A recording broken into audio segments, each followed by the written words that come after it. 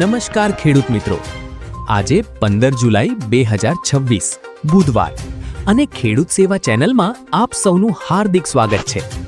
જો તમે અમારા ચેનલ પર નવા હો તો ચેનલને સબસ્ક્રાઇબ કરો અને વિડીયોને અંત સુધી જરૂર જુઓ। ગુજરાતમાં વરસાદને લઈને હવામાન વિભાગે તાજું પૂર્વાનુમાન જાહેર કર્યું છે। રાજ્યના અનેક વિસ્તારોમાં હજુ પણ સારા વરસાદની રાહ યથાવત છે। ખાસ કરીને અમદાવાદ સહિતના વિસ્તારોમાં આગામી 7 દિવસ દરમિયાન ભારે વરસાદની કોઈ શક્યતા દર્શાવવામાં આવી નથી। હવામાન વિભાગના જણાવ્યા મુજબ આગામી દિવસોમાં સામાન્યથી મધ્યમ વરસાદી ઝાપટા નોંધાઈ શકે છે, પરંતુ કોઈ નોંધપાત્ર વરસાદી સિસ્ટમ હાલ સક્રિય નથી। હવે વાત કરીએ તો આગામી 7 દિવસ દરમિયાન સામાન્યથી મધ્યમ વરસાદની શક્યતા વ્યક્ત કરવામાં આવી છે, જ્યારે 16 જુલાઈના રોજ પણ સામાન્ય વરસાદની સંભાવના દર્શાવવામાં આવી છે। અત્યાર સુધી જિલ્લામાં સામાન્ય સરેરાશ કરતાં અંદાજે 25% ઓછો વરસાદ નોંધાયો છે, જેના કારણે ખેડૂતો અને શહેરવાસીઓ હજુ પણ સારા વરસાદની રાહ જોઈ રહ્યા છે।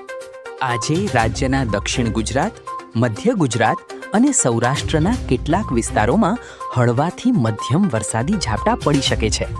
જો કે સમગ્ર રાજ્યમાં એક સાથે ભારે વરસાદની સ્થિતિ બનવાની શક્યતા હાલ ઓછી હોવાનું હવામાન વિભાગે જણાવ્યું છે। બીજી તરફ જાણીતા હવામાન નિષ્ણાત અંબાલાલ પટેલે ફરી એકવાર પોતાની આગાહીઓ જાહેર કરી છે। તેમણે જણાવ્યું છે કે તેમની આગાહી પરંપરાગત જ્ઞાન અને લાંબા સમયના અનુભવના આધારે કરવામાં આવે છે અને તેનો હેતુ માત્ર માહિતી અને વિચાર વિનિમય કરવાનો છે। અંબાલાલ પટેલના જણાવ્યા મુજબ રાજ્યના હવામાનમાં ધીમે ધીમે ફેરફારના સંકેતો જોવા મળી રહ્યા છે। આગામી 20 જુલાઈ સુધી રાજ્યના વિવિધ વિસ્તારોમાં હળવાથી સામાન્ય વરસાદ પડી શકે છે। સાથે જ તેમણે રથયાત્રાના દિવસે પણ કેટલાક વિસ્તારોમાં, ખાસ કરીને અમદાવાદમાં સાંજના સમયે છૂટાછવાયા વરસાદની શક્યતા વ્યક્ત કરી છે। આગળની આગાહી અંગે તેમણે જણાવ્યું છે કે 17 અને 18 જુલાઈ બાદ બંગાળની ખાડીમાં નવી વરસાદી સિસ્ટમ સક્રિય થવાની સંભાવના છે।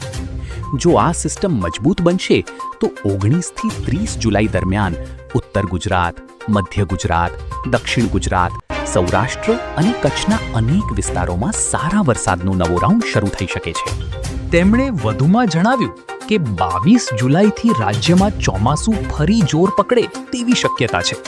ખાસ કરીને દક્ષિણ ગુજરાતમાં ભારે વરસાદ નોંધાઈ શકે છે।